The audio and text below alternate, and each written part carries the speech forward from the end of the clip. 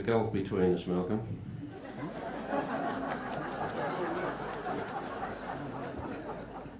But it wasn't always like this.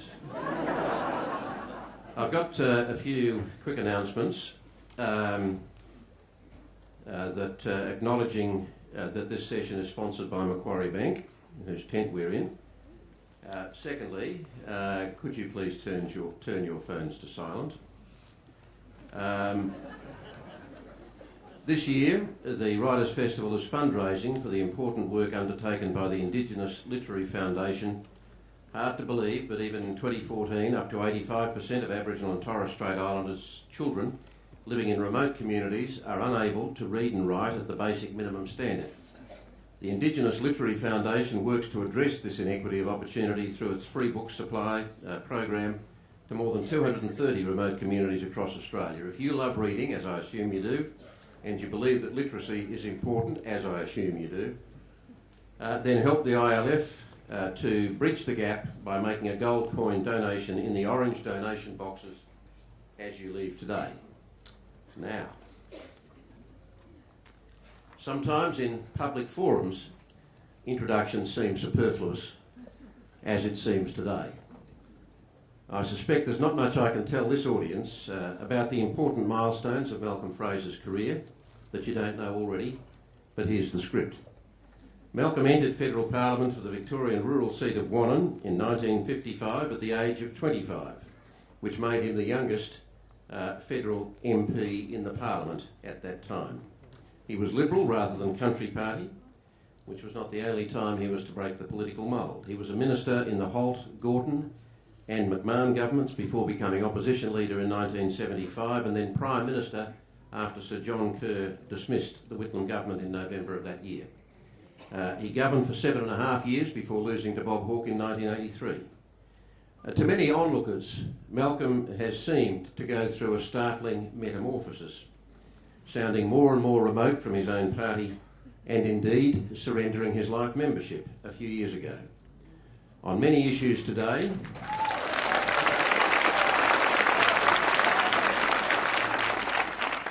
what an odd response from this audience, Malcolm. Well, it wasn't worth anything because they still charged an annual fee. He, on many issues today, would now be to the left of many people in the Labor Party, let alone the Liberals. He insists he hasn't changed, but the polarities of modern politics have. I don't believe you're completely unchanged, Malcolm, but perhaps we can explore that. Malcolm Fraser's latest book, Dangerous Allies, is provocative, to say the least, because it profoundly rejects perhaps the most important principle underpinning Australia's foreign policy, its reliance on our alliance with the United States, an alliance that has seen us go to wars in Korea, Vietnam, Iraq and Afghanistan. And Malcolm, it has to be said, there were few more fervent supporters of the alliance and of at least one of those wars, Vietnam, when you were Army and later Defence Minister in the late 60s and early 70s. But I was wrong. Now I know that how often does one hear a politician say that, even a former politician? I know circumstances have changed and there's no longer a Cold War, but even so, that's quite a U-turn on your part, isn't it? In foreign policy, if the world around you changes and you go on with policies that were appropriate to an earlier time, and I believe when the Soviet Union was alive and well, and I thought very dangerous, that an alliance with America made a great deal of sense. But when the Soviet Union disappears, the world around you changes dramatically, you're a bit silly if you don't try and recognise that in your own foreign policy.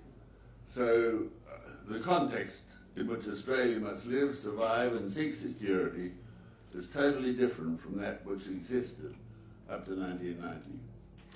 I'll come back to Vietnam in particular later in the discussion, but to stay with the broad thrust of this book for the moment, there are a lot of questions that flow from it, many of which we won't get to, I suspect. But let's say we repudiate the ANZUS alliance. What for? What for? What do we become? Do we become a kind of Swedish neutrality? And what authority do we then command in our region? With many people, we command more authority than we do now. Last time I was in China, one of the most common questions I had, or propositions put to me, of course we'll talk to Australia, but we would love to get an independent Australian view on events. We only get American views, and we actually get those directly from America. So we don't need to talk to you, but we're not impolite, so we'll continue to do so. If Australia were independent, on many issues we could speak quite differently. We'd be able to work much more closely with Indonesia and ASEAN, accepting, of course, that our current difficult relationships that have developed over the last 10 months with Indonesia are overcome, and they just have to be overcome. We'd also be able to work much more effectively with countries like Canada, Norway, Denmark, a lot of middle-ranking countries that do many good things in the world, and we could add strength to them, being a country in our part of the world. And I think we could do much more to make Australia and the region secure than just being a surrogate or deputy sheriff of the United States. And you've got to contrast that. America's changed greatly since 1990. The Second Gulf War was an unmitigated disaster. Much of the current problem and the sectarian divisions, and I don't think anyone knows, anyone from the region or outside it knows how to put those divisions to bed in the Middle East, flow quite directly from that second war against Saddam Hussein. That was a creature of America and Britain and of Australia. And we bear our share of responsibility for it. Now, it's very hard, except for the first Gulf War, where a quite different American, the first George Bush, and I think he was one of the best people I've ever known. But he had a coalition of 31 nations in that war. To free Kuwait, he didn't try and do more than that. He did the job and got out.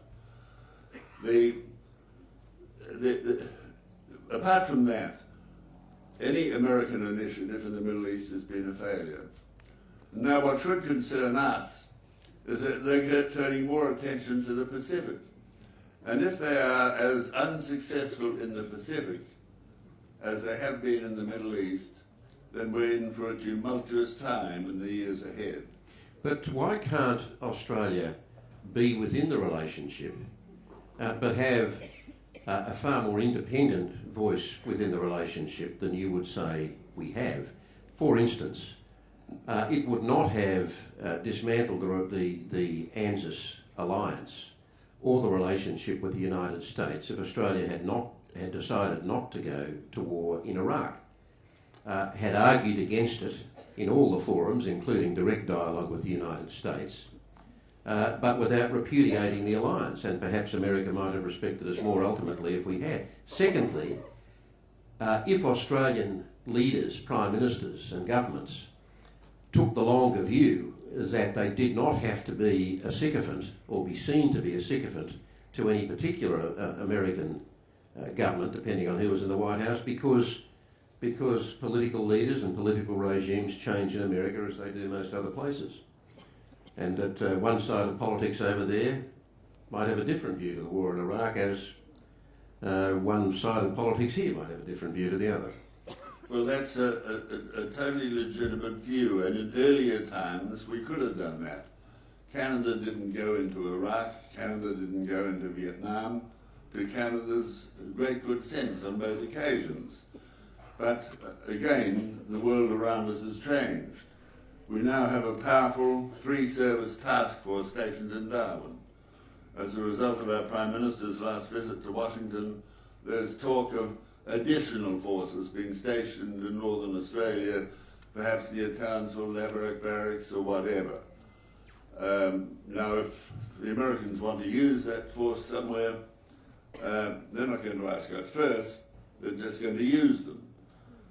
and then also the purposes for which Pine Gap, or the purposes it fills, have altered enormously and dangerously, because it used to be a defensive facility. Are Soviet missiles taking off? If so, what direction are they going in? It'll give you early warning. It could be targeted in certain areas and collect information. But it did not arm the most potent, the most dangerous, and modern weapon systems. But it was a fundamental. It was a fundamental part of, defence and offence through that period of the Cold War between the United States and the Soviet Union were kind of almost bound together. To discern between the two of them was virtually impossible because it was about mutually assured destruction. No, we part company on that one. Because if you're just collecting information but are not using it to aim modern weapons, that's one thing. But if it becomes integral to the aiming of drones that are aimed at individuals or facilities, or other much more potent modern weapon systems, or anti-ballistic missile systems, which it's also involved in, then it becomes an offensive facility and absolutely essential for America's offensive capacity throughout much of the world, and particularly over the Western Pacific. And that being so, let's just extrapolate. Japan is rearming. Japan already has an army more powerful than any army in Europe if you put France and British nuclear weapons aside. But Japan could have nuclear weapons, some people tell me in 4 weeks, some people tell me in 3 months. They already have a missile system with a guidance system which is as good as that of the United States. So they could be a nuclear armed power very quickly. They are assertive, they are aggressive. It might surprise you, but the New York Times, which is not totally left-wing, has written that those islands at the East China Sea more properly belong to China than to Japan. And China certainly believes so. And it's one of the indignities they suffered around the time of the Boxer Rebellion. And those indignities imposed by the major European powers, by America and by Japan, are, in the Chinese view, all going to be redressed. And that includes the islands. I'm just sitting here, I'm listening to you saying this, and I suddenly had a flashback to you sitting in the cabinet of Billy McMahon's government when he was still refusing to recognise the existence, essentially, of China. Oh, well, he was, but I mean, you know, there are some irrelevancies that pass through the pages of history.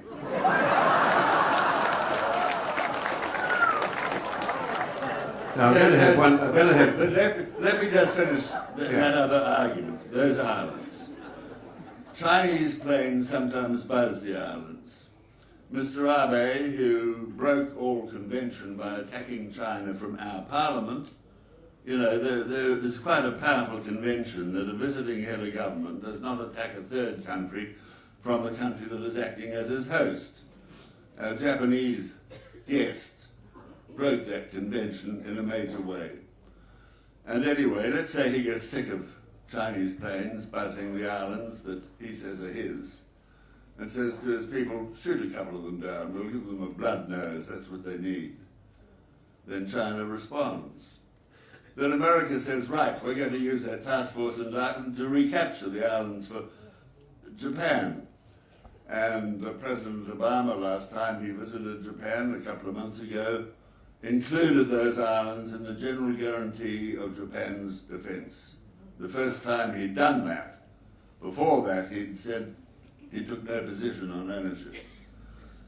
Now, our Prime Minister then gets up and says, oh, look, we have nothing to do with this. We're standing neutral. We're not going to take part. But the troops have taken off from Darwin. Missiles are armed out of Pine Gap and aimed out of Pine Gap. And let's say there's a particularly able Chinese general the Americans want to knock him off, and the drone does the job, aimed from Pine Gap. It's trying to get to believe that Australia is not involved. Before those two events, the changes of Pine Gap, and before Darwin, we could, as you suggest, get up and say, we are not involved, and we would not have to be involved. But it doesn't matter now, because just as Britain in old days, when they declared war for the empire, America now declares war for her current empire, of which we are a part. Now, I don't want to get bogged down on Pine Gap, but I do want to put one more thing to you, going back to my original question, which is that you would say Pine Gap now is fundamentally run by the Americans. Pine Gap then was fundamentally run by the Americans.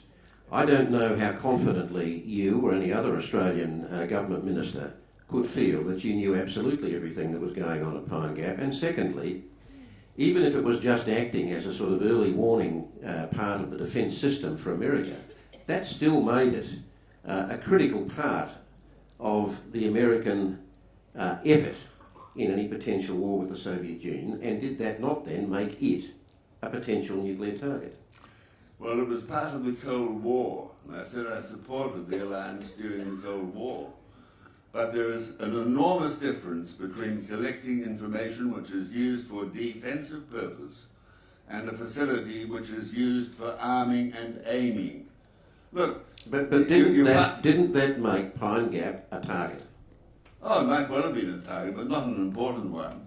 Today, I would say Pine Gap would be extraordinary, and some other facilities that do a cooperative purpose or operate in conjunction with Pine Gap would be very high on a Chinese list for obliteration. And it is because that facility is used for arming or aiming weapons. Look, those Australians killed in Yemen, which no Australian seems to care about, they were in bad company, so they're guilty, let's knock them off. Well, in America, there are some people who have shown much greater concern about the Americans that President Obama knocked off. And the legal advice which he got, which made that a legal act, has been published. And you certainly wouldn't take it into a high court to argue a case. It was lousy legal advice, or very inadequate, put it that way. And it's available to anyone who wants to go and Google. But in terms of your criticism of America and the way it's conducting its foreign policy today, aren't you in danger of being seen to be simply an apologist for China? Because do you have criticism for the way China in the last year or so has been conducting its activities in the region, the level of provocation that they're being seen to apply?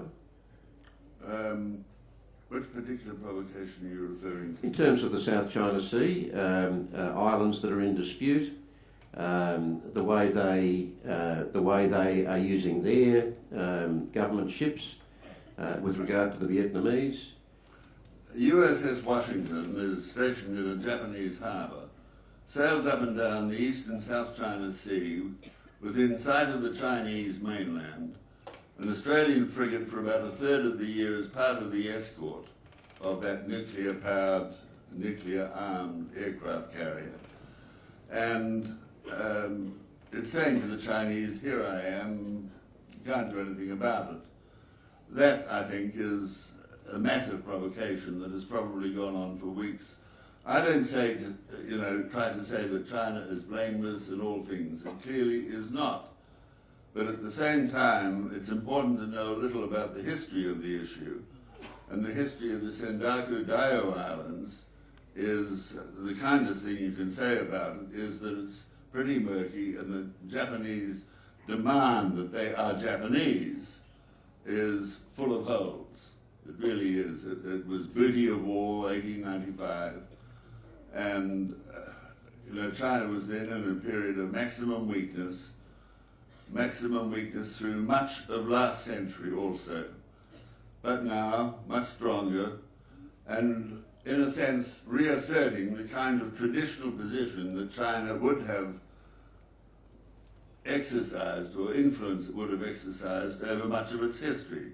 Now you can agree or disagree with that, but China has never been an imperial power, as many European countries, including Britain of course, including America and including Japan, have been imperial powers. But are you saying that you're fully confident that that will be forever? Thus, are you saying that as China's economic and then strategic and defensive or armed force strength develops, that they will be ultimately a benign force in the world? The future is a risk. You choose the course which is least risky for your own country. Nobody can guarantee the future. I can't guarantee the future of China's direction, but you can learn something from past history and the way an ancient civilization and its leaders have operated, not through, a couple of hundred years, but through several thousand years. And they had a civilization when certainly my ancestors, and I suspect yours, were in woven goatskins if they wore anything at all. I think my ancestors wore what they were told to wear by the British. Well, some of them didn't. Well, the ones who didn't would have got killed.